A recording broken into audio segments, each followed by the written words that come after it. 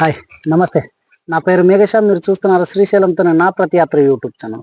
ప్రస్తుతం మనం ఆంధ్ర మరియు తెలంగాణ సరిహద్దులలో వెలిసినటువంటి కృష్ణా మరియు తుంగభద్ర తీరంలో వెలిసినటువంటి సంగమేశ్వరానికి అయితే వచ్చామండి.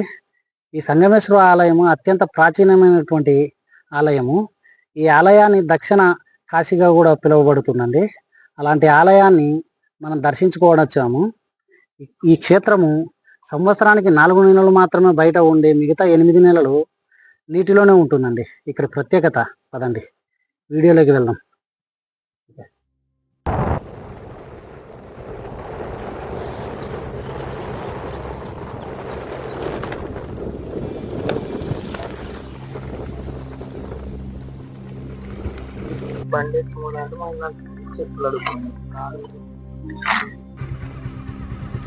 ఇప్పుడు మనం చూస్తున్నటువంటిది లలితా సంగమేశ్వర స్వామి దేవాలయము.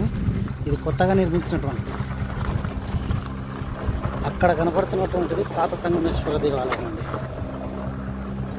మన వెనుక పక్కగా కనపడేటువంటిది కొత్తగా నిర్మించినటువంటి సంగమేశ్వర ఆలయం అండి.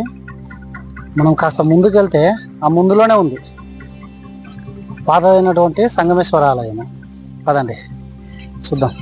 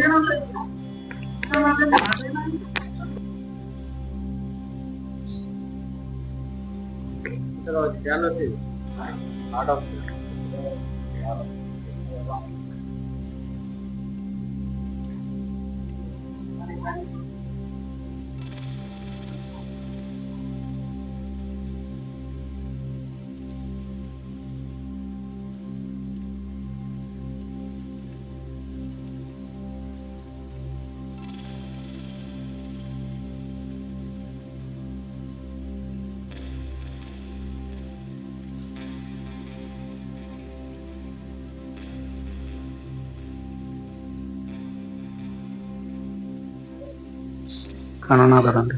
ప్రస్తుతం ఆలయంలోకి వెళ్ళేటప్పుడు మనం ఈ గణనాథుని దర్శించుకొని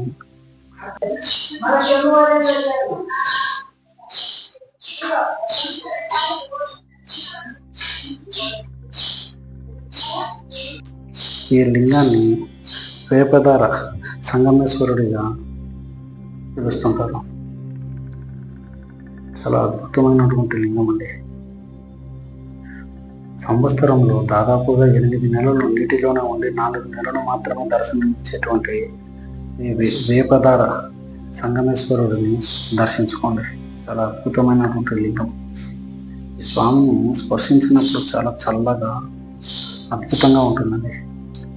సంగమేశ్వర ఆలయంలో ఉన్నటువంటి వేపధార సంగమేశ్వర స్వామి దేవాలయం అనేది వేపధార శివలింగం అనేది సంగమేశ్వర లింగం.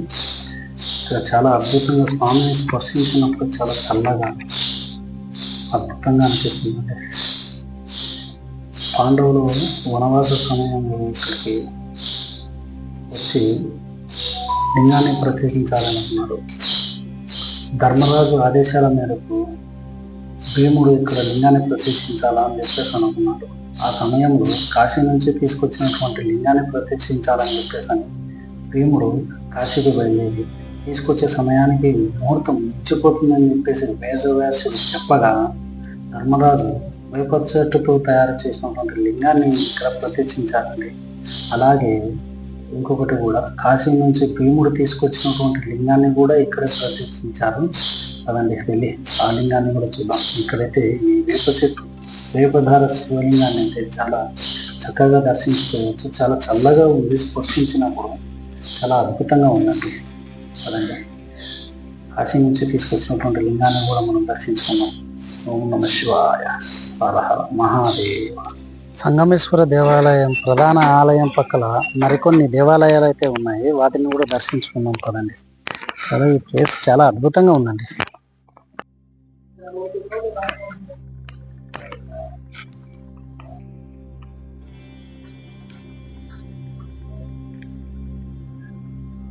శ్రీముఖ సుబ్రహ్మణ్య స్వామి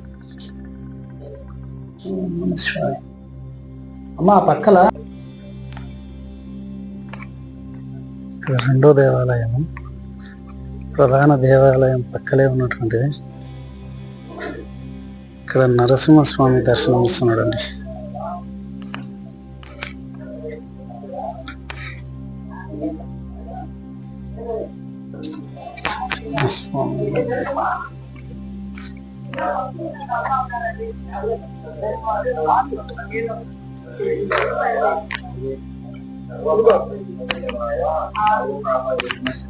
నమో నమః. నీలకంఠాయ మృత్యుంజయ సర్వంతయామి సదాశివాయ సప్తగంగాయ సర్వేశ్వరాయ సర్వపాప విమోచనాయ ముక్తిఫలదాతాయ రుద్రాయ రుద్రలింగాయ మహేశ్వరాయ గంగాధరాయ సదాశివాయ నమో నమః. అమ్మా జగజ్జనని నారాయణి సర్వేశ్వరి సర్వపాప విమోచని ముక్తిఫలదాయిని పార్వతి జగన్మాతాయ నమో నమః.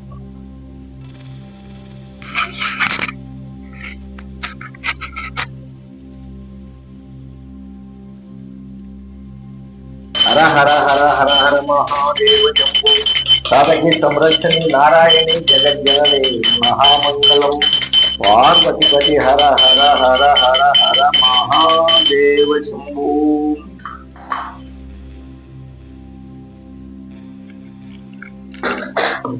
ఓం పరమేశ్వర తీర్థం సమర్పయామి సంగమేశ్వర తీర్థం సమర్పయామి.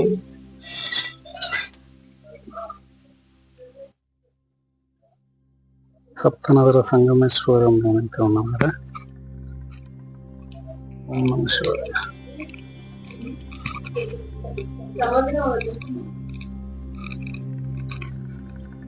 అదే ఆంటీ వెళ్ళింది. ఆంటీ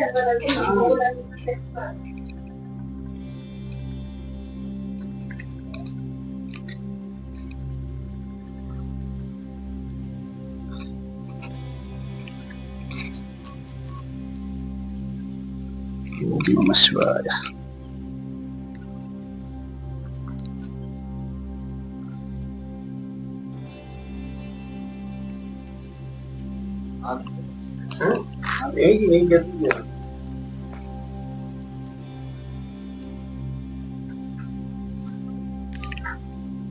ఇక్కడ కనిపిస్తున్నటువంటి దేవతా విగ్రహాలు అయితే సూర్యనారాయణ స్వామి నుండి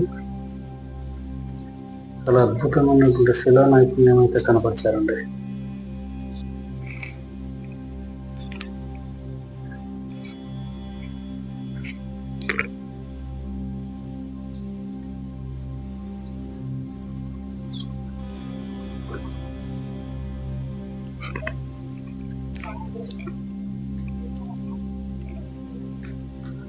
అమ్మవారి విగ్రహం ఉంటుంది.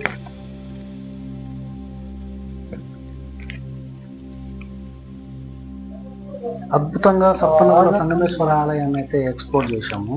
నా ఈ వీడియో నచ్చిందని అనుకుంటున్నాను. నచ్చినట్లయితే లైక్, షేర్, సబ్స్క్రైబ్ అండ్ మరొక సరికొత్త వీడియోతో మీ ముందుకు వస్తాను. అంతవరకు జై శ్రీరామ్.